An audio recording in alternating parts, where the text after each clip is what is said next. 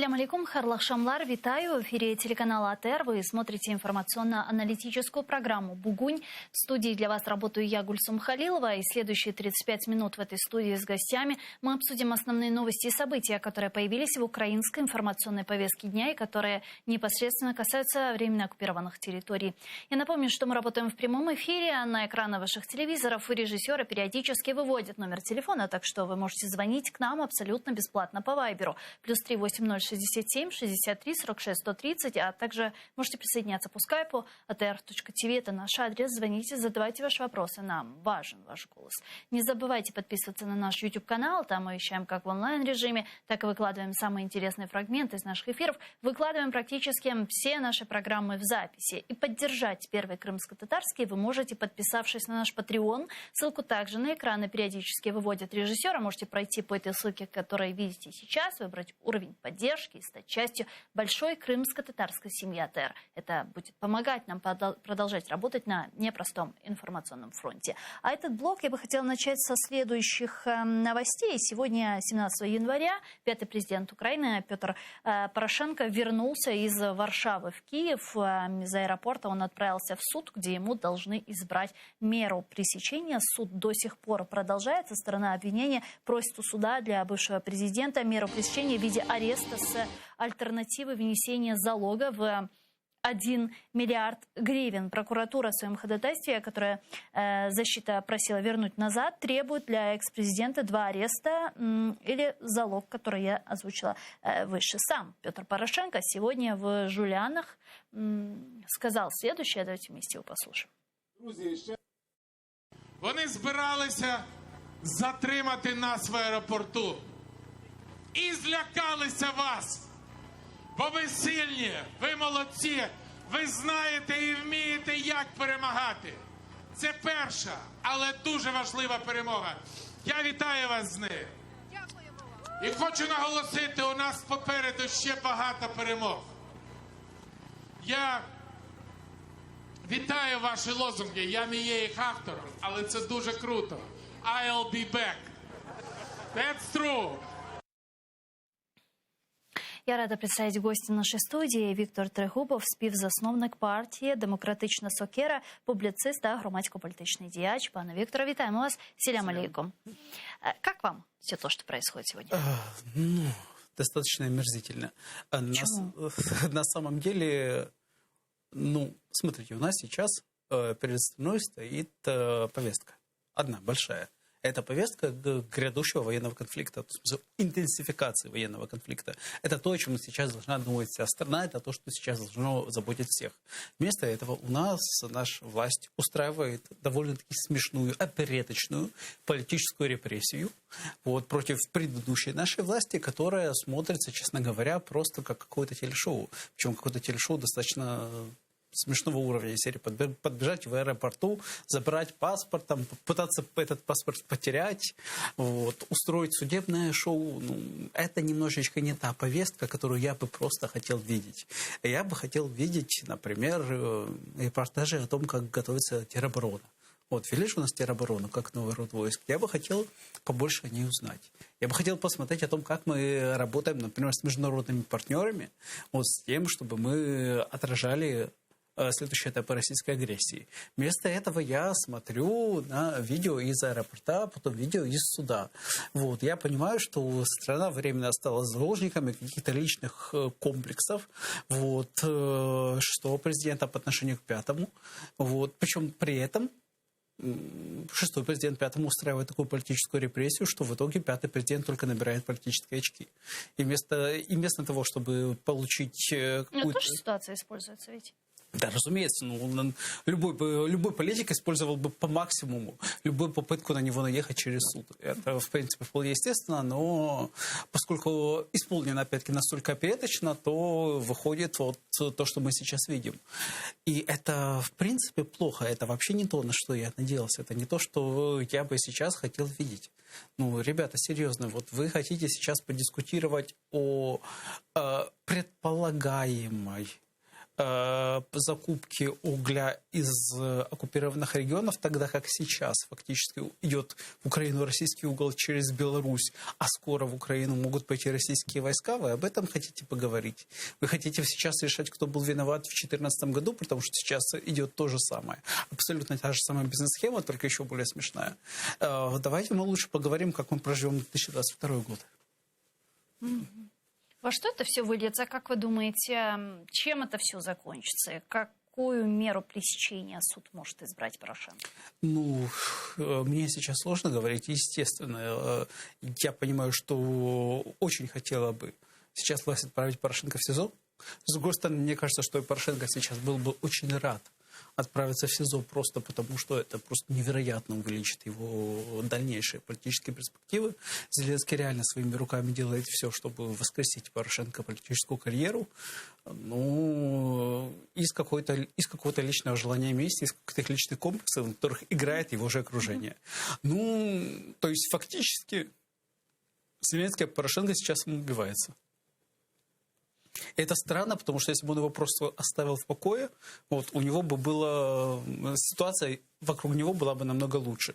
Но знаете, любая система власти, любая организация, любая партия иногда заходит на ту стадию деградации, когда лидеру просто некому сказать: так, ты уже, наверное, не прав, ты уже, наверное, что-то не так делаешь, все начинают заглядывать ему в рот и играть на его каких-то личных фобиях и комплексах. Мне кажется, у них сейчас именно это. Некому сейчас просто вот в офисе президента подойти, взять за руку и сказать: Владимир Александрович, что же вы делаете? Вы же себе хуже делаете.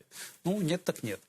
Пане Викторе, давайте тогда вернемся к основной повестке дня, к угрозе вторжения Российской Федерации в нашу страну, учитывая, что в Бюро национальной безопасности Польши заявили, что российские войска продолжают накапливаться у украинской границы. Там говорят, что нужно быть готовыми к возможному вторжению России в Украину в ближайшие дни. Об этом сказал Павел Солох, глава Бюро национальной безопасности Польши. Подробнее его цитируют наши журналисты. Звісно, ситуація патова, але треба бути готовими до того, про що говорив міністр оборони Британії, що Росія найближчими днями може напасти на Україну. Здається, що масовий напад, спрямований на захоплення усієї території України, виглядає найменш вірогідним. Хоча, звісно, не можна виключати, і росіяни, як завжди у таких ситуаціях, досліджують свої можливості з точки зору дестабілізації країни без жодного пострілу, без руху армии. Россия выдвинула требования к НАТО не расширяться и не принимать в альянс новых восточных членов, но желание этих стран, в том числе Украины, присоединиться к НАТО является результатом действий самой России. Об этом заявил министр иностранных дел Украины Дмитрий Кулеба. НАТО – це оборонний альянс, і він не тягне жодну країну до свого складу примусово. Парадокс у тому, що саме дії Росії мотивують сусідні з нею країни прагнути колективної безпеки в НАТО. Протягом десятиліть Росія створювала пояс конфліктів вздовж своїх кордонів і в тій чи іншій формі підривала безпеку майже усіх сусідніх країн. Якщо Путін хоче знати, чому його сусіди прагнуть вступити в НАТО, йому достатньо подивитися в дзеркало. Дипломат, почесний консул Грузії у Львові Ярослав Музичко зараз з нами на прямому зв'язку. Пане Ярославе, вітаємо вас. Салям алейкум. Доброго вечера. Доброго вечера. Пане Ярославе, как вы оцениваете вероятность российского дальнейшего полномасштабного вторжения в Украину? То, о чем сейчас нас активно предупреждают наши западные партнеры, а также их разведка ЦРУ, НАТО, да и, собственно, наша разведка Главного управления Минобороны України. На превеликий жаль, це цілком реалістичний сценарій, який справді серед інших сценаріїв лежить на столі очільника Кремля. Про це говорять не тільки політики, про це говорять і спецслужби різних країн. Зокрема, Збігнєв Рау щодавно сказав, що Європа так близько до війни не знаходилася ніколи за останні роки після Другої світової війни.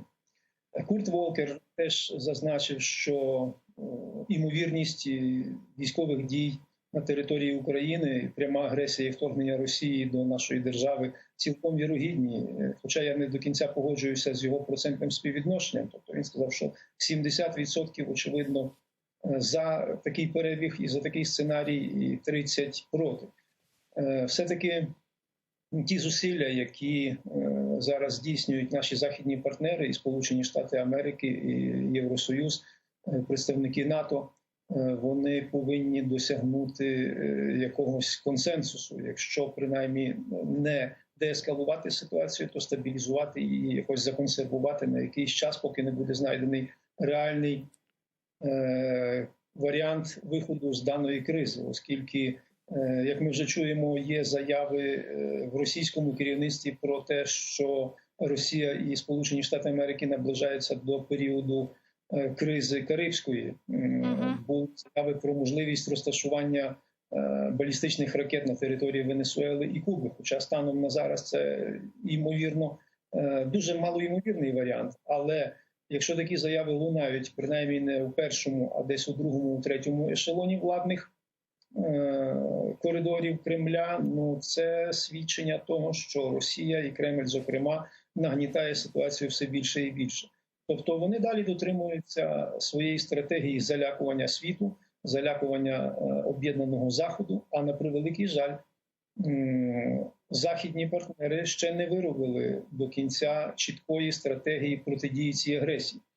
Зокрема, сьогодні з'явилася інформація про те, що було досягнуто консенсусу між Сполученими Штатами Америки і стратегічними партнерами у Європі про невідключення Росії від SWIFT. Да, німецьке издание може пошкодити економіці як Європи, так і цілого світу.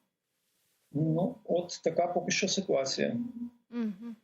А как вы думаете, вот многие политические аналитики говорят о том, что Россия, вот, выдвигая к НАТО и к Соединенным Штатам Америки заведомо невыполнимые условия в виде нерасширения на восток и возвращения к статусу квот 1997-го, ищет таким образом казус белли, то есть повод для войны. Это так?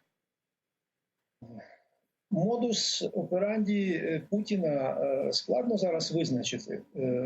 Я думаю, що гра на підвищення ставок і доведення до кризових, найбільш пікових моментів – це одна з стратегій очільника Кремля. Оскільки вона вже неодноразово себе проявила, і якщо ми нагадаємо кризу у Грузії і 2008 рік вторгнення в Грузію, потім сирійську провокацію, сирійську війну, в яку практично був втягнений весь західний світ, оскільки Сполучені Штати тоді під час президентства Обами не могли адекватно відреагувати на застосування хімічної зброї. Тобто таких прикладів вже було достатньо багато, і останній приклад, який напряму нас стосується України, це 2014 рік вторгнення Росії в Україну, анексія Криму. Західний світ і Сполучені Штати не відреагували адекватно в цей період, тому Путін трактує Захід як слабкий і беззубий, на превеликий жаль, станом на сьогодні. І ця ситуація, яка склалася зараз довкола України, теж демонструє не до кінця консолідовану, чітку і конкретну позицію Заходу. Дякую вам дуже, пане Ярославе Чухсагу, что в наше время подключились к нам в эфир и ответили на наши вопросы. Ярослав Музечко був з нами на прямому зв'язку, дипломат, почесний консул Грузии у Львове. Тем временем министр обороны Великобритании Бен Уэллес заявил, что Россия выдвигает ложные утверждения об агрессии НАТО, таким образом пытаясь оправдать агрессию свою против Украины. Вот цитата міністра оборони Британії. Ми усі маємо хвилюватися, тому що з-під пера президента Путіна вийшло есе на 7 тисяч слів, в якому етнонаціоналізм знаходиться у центрі його амбіцій. Він надає спотворену та виборчу аргументацію, щоб виправдати у кращому разі підпорядкування України і у гіршому разі насильницьке об'єднання цієї суверенної країни. Тому якщо однієї холодної, січневої чи лютневої ночі російські збройні сили сили ще раз вступлять на територію суверенної України. Ігноруйте розповіді про агресію НАТО та пам'ятайте слова президента Росії з цього есе минулого літа. Запам'ятайте це та запитайте себе, що це означає не лише для України, а й для усіх нас у Європі. Я напомню, что пресс-секретарь Путина Дмитрий Песков совсем недавно заявил о том, что Россия считает необходимым оставить свои войска около границ Украины, так как НАТО якобы осуществляет вторжение в украинские пределы. Россия это терпеть не намерена. Это красная черта для Москвы, сказал Песков. А буквально несколько дней назад министр иностранных дел России Лавров заявил о том, что в ответ на расширение НАТО Россия допускает размещение своих ракет в Венесуэле и на Кубе. Действительно ли мы возвращаемся к Карибскому кризису? Нет. Безусловно, нет, поскольку я не помню, чтобы у Хрущева были вклады в американских банках, или чтобы дети кого-либо из политбюро, не знаю, там, дочка Аджубея, училась бы в американских и европейских университетах, которые должны были бы быть... И жили бы в Америке при этом. Ну, или в Америке, или в Европе, которые тогда стали бы целями этих ракет. Поэтому нет, я не думаю, что нас ждет повторение Карибского кризиса. Тем более, что я полагаю, что эти заявления наибольшим сюрпризом стали для кубинцев, например. И они сильно удивились, когда узнали. Для Мадуро, для Гуайдо нет? А с Мадуро вообще очень смешно. Это полностью идиотское заявление, просто потому что в стране, в которой власть держится на частном слове на одном крыле и размещает свои ракеты, это гарантированный путь эти ракеты потерять. Поэтому нет, это, как говорят, извините, у нас поты для приезжих. Поэтому нет. То есть это... Окей, тогда как вы оцениваете вот такие заявления Пескова, Лаврова, Рябкова, Лукашевича? Чего они пытаются этим добиться? Стимулировать, скорее, позицию Советского Союза, подать себя как Советский Союз и вытребовать себе малое, требуя большое. То есть они хотят фактически, чтобы к ним хотя бы визуально отнеслись как к Советскому Союзу, чтобы к угрозам, их амбициям отнеслись серьезно. Отчасти они этого уже достигли, с ними сели за стол переговоров, с ними сейчас говорят о том, как бы избежать конфликта. Они хотят, в принципе, просто... торгуют угрозами, по-хорошему. Точно так же, как торгуют угрозами, например, КНДР. Только они торгуют угрозой не в локальном, а в глобальном масштабе. Они продают последнее, что у них осталось продавать, возможность проекции силы. Точно так же, как они за рубеж сейчас продают, и мы это уже хорошо видим, поддержку диктаторов. У них есть такое внешнеполитическое предложение. Дорогие диктаторы, вступайте в наш клуб, и если что, к вам приедут наши зеленые человечки и поддержат вас от своего же народа. Вы про Токаева? И про Лукашенко? И про половину африканцев сейчас, и про упомянутого уже Мадуро, и про, господи, Хафтара. То есть про длинный ряд персонажей, на самом деле, уже довольно длинный, потому что Россия это уже сделала фактически какой-то своей франшизой, которой она торгует по всему миру. Это раз. Два, они сейчас продают, собственно, фактически свои ядерные ракеты. То есть они, не ядерные ракеты, а не нападения. Они пытаются шантажировать Запад, они пытаются вытребовать из Запада признание за Россией сферы влияния, в которую войдет все так называемое в России ближнее зарубежье, включая Украину. Окей. Сегодня мы видим, как Лавров, Рябков, вышеупомянутые лица российского дипломатического ведомства говорят о том, что в случае, если не будет письменного ответа, мы будем там применять военные меры, что это будет ужасно для всего континента, что это повлечет за собой катастрофические последствия и так далее. Но НАТО говорят нет. Украина сама может решать, куда она пойдет. Вступает в НАТО, либо не вступает. Нет. Четко сказали, что дальше. Смотрите, главная ошибка вообще в взаимоотношениях с Россией – это то, что все думают о том, как бы от России защититься. Никто не думает о том, как бы России один раз по зубам дать. Вот в чем главная ошибка. Потому что сейчас россияне могут эскалировать, пока игра идет в одни ворота, пока Россия угрожает, а там только думают, как бы угрозу отразить, не контратаковать, не нанести сопутствующий или соответствующий вред, а как отразить угрозу. Завершить вообще войну в Украине. Россия может повышать ставки до бесконечности, ей ничего не угрожает. Они могут грозить всему миру ядерной войной, пока все остальные обсуждают, как вы говорили, а если мы их от СВИФТа отключим в случае в случае войны европейского масштаба, понимаете? Паневропейская война, крупнейшая война, по-хорошему, так, как они это подают, когда должна быть крупнейшая война со времен Второй мировой. Окей, логично и было на это они, европейцы, в ответ обсуждают, может быть, не стоит их отключать от SWIFT. Вот пока это идет именно такой диалог, естественно, все они будут повышать, потому что им выгодно повышать. Но вот с другой стороны, мы понимаем, что логично было бы, уже сейчас вводить эти санкции, отключить от SWIFT, там более серьезные экономические санкции против финансовых институтов России и так далее, и это бы сыграло вот такую превентивную меру. Да? Но главным аргументом европейских представителей западного истеблишмента это то, что вот в случае, если мы сейчас экономически удушим Россию, вот как раз тогда она применит это ядерное оружие. Это пагубная идея? Дело в том, что они в принципе не понимают, как работает голова у такого типа лидеров, как Путин, и как другие некоторые авторитарные лидеры в азиатском, в первую очередь, регионе. Они считают, они воспитаны в культуре компромисса. Вот более того, я лично принимал участие в некоторых воркшопах по безопасности с европейцами, это очень хорошо заметно. Они воспитаны в культуре компромисса, когда для того, чтобы как-то прийти к общему согласию, всегда нужно что-то уступить. Так. А есть другая альтернативная категория, популярная в некоторых странах консервативной азиатской морали.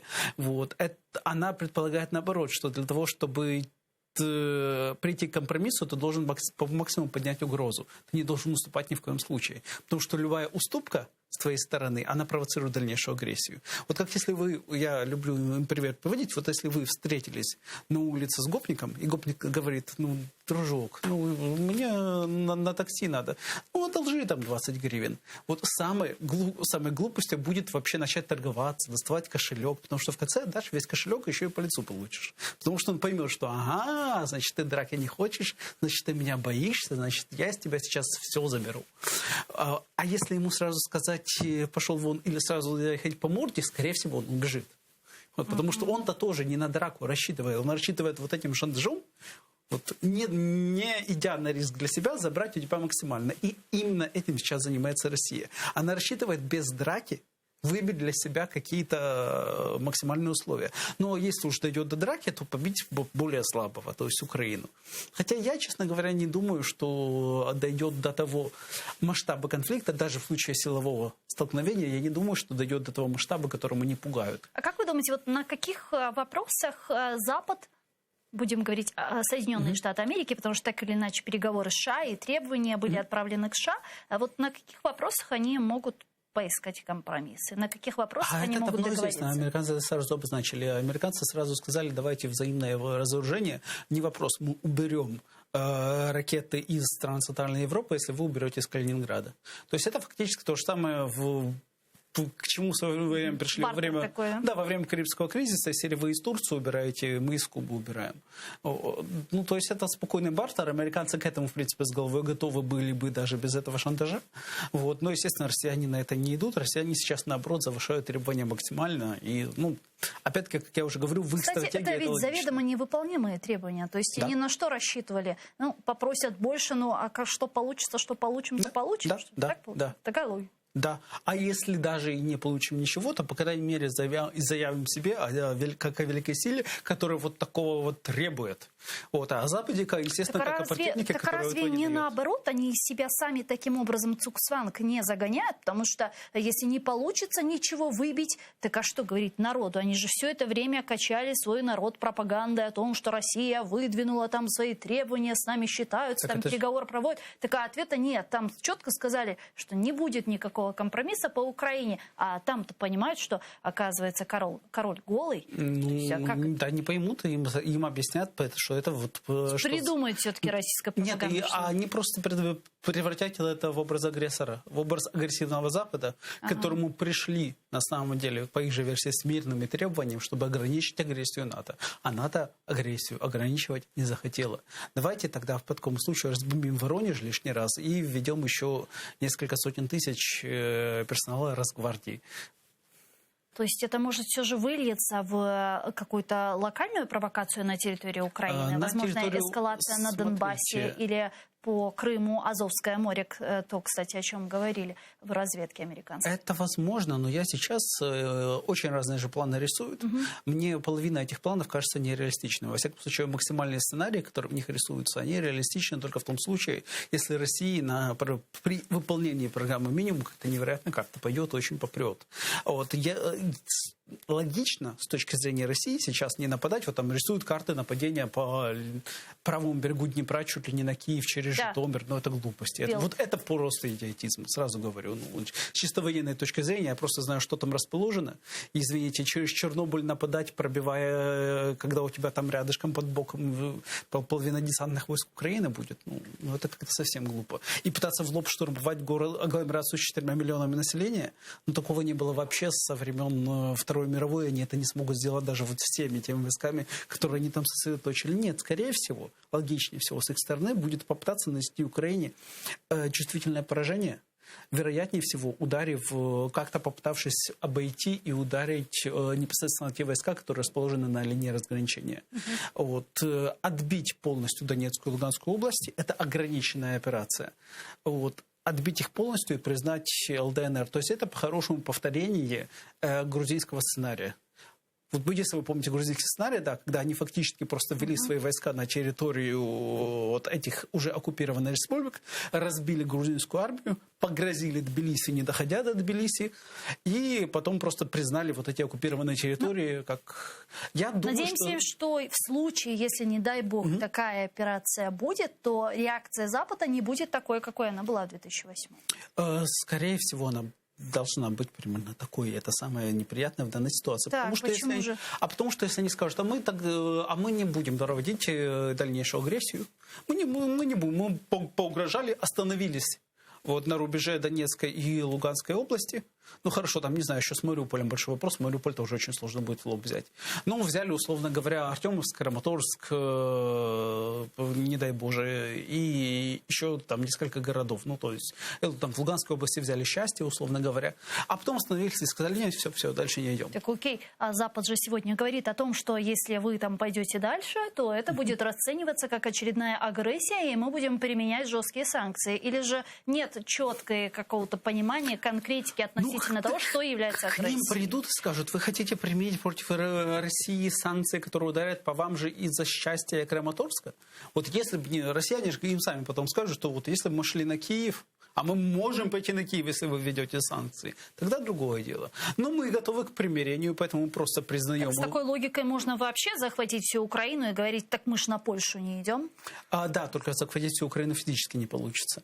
В смысле, это военная операция, которая будет требовать огромного ресурса, которого в России просто нет, и, скорее всего, все равно не получится. Просто, опять-таки, по чисто военным причинам, потому что мы тут вообще-то тоже, в конце концов, не пионеры раненые.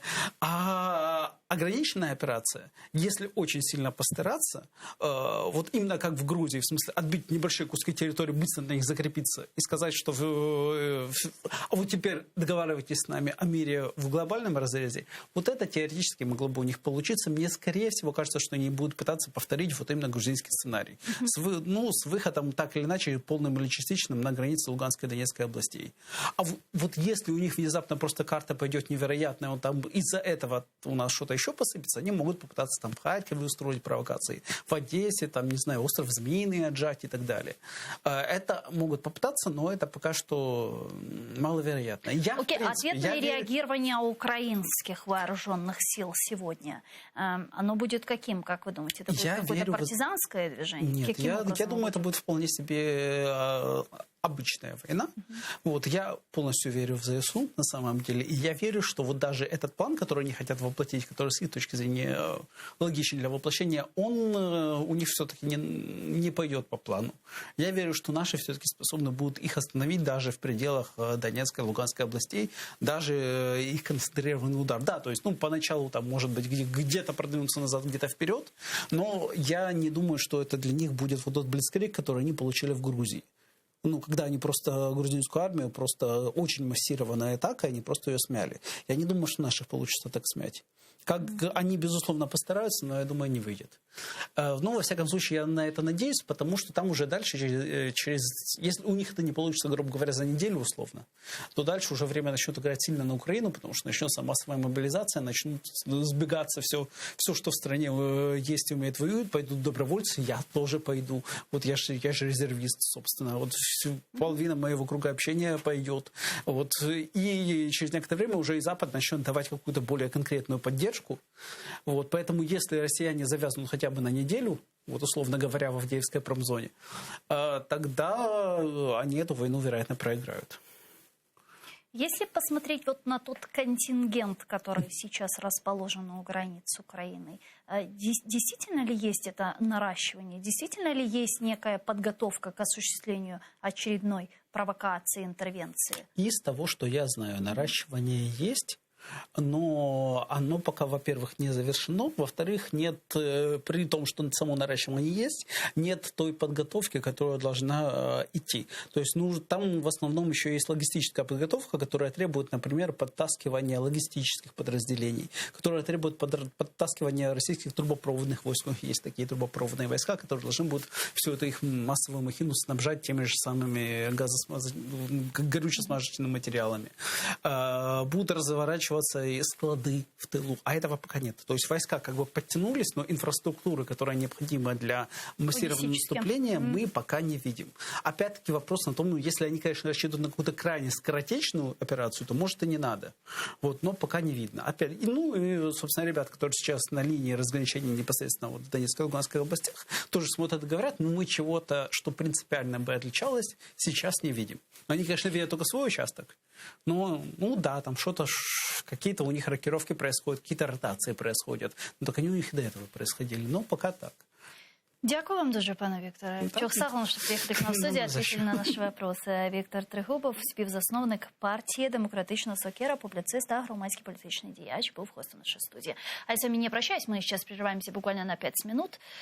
После вернемся в эту студию и продолжим наш эфир, но буквально через 5 минут смотрите информационную программу «Заман» на украинском языке. А мы в студии с вами встретимся в 19:20. Коротко.